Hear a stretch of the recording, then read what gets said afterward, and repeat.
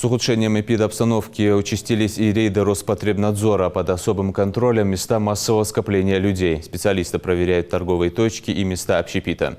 Проверяют также и соблюдение масочного режима, наличие антисептиков, а также наличие маркировки и ценников на продуктах питания. Репортаж Микаила Тангиева.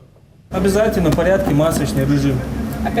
Да, уже ситуация очень напряженная, люди болеют, умирают. Да. Сотрудники Роспотребнадзора вновь вышли в рейд по торговым точкам и местам общепита, чтобы призвать владельцев и работников этих заведений соблюдать противоэпидемиологические меры. Если не ради себя, то хотя бы ради безопасности своих клиентов. Нужно действовать на опережение, чтобы избежать тяжелых последствий. Объявление надо повесить: без масок не обслуживаем, соблюдать социальную дистанцию, поставить антисептик, сами надеть маски. Работники магазина обязательно маска должны быть. Сагиги без масок не обслуживаем, тоже надо предупредить.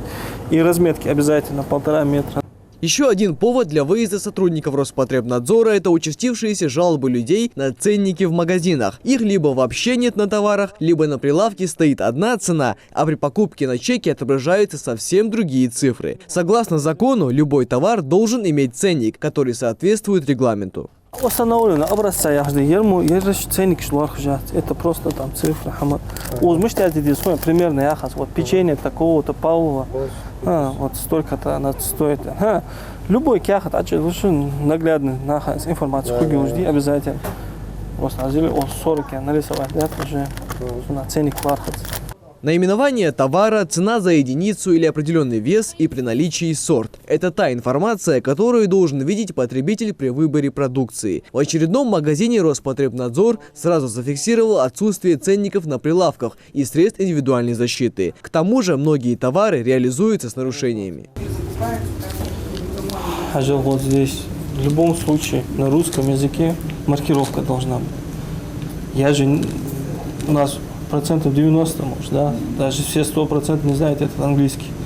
Я должен знать, что я покупаю, что потребляю, и из чего это состоит, этот бат.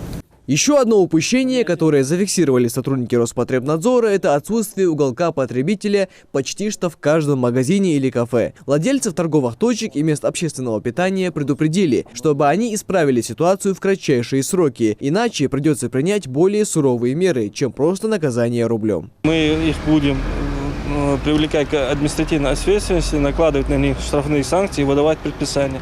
И будем следить за выполнением выданного предписания. Если они уже не будут устранять, уже мы будем их передавать и в судебные органы. Только за последние сутки коронавирусом в регионе заболели 25 человек, а всего в больнице находится 147 пациентов. Из них 15 в тяжелом состоянии и 5 на искусственной вентиляции легких. Вирус 21 века никуда не делся, а только мутирует и расходится с новой силой. Врачи призывают бороться с ним сообща, оберегая себя и своих близких. Микаил Тангиев, Магомед Белакиев, Новости 24.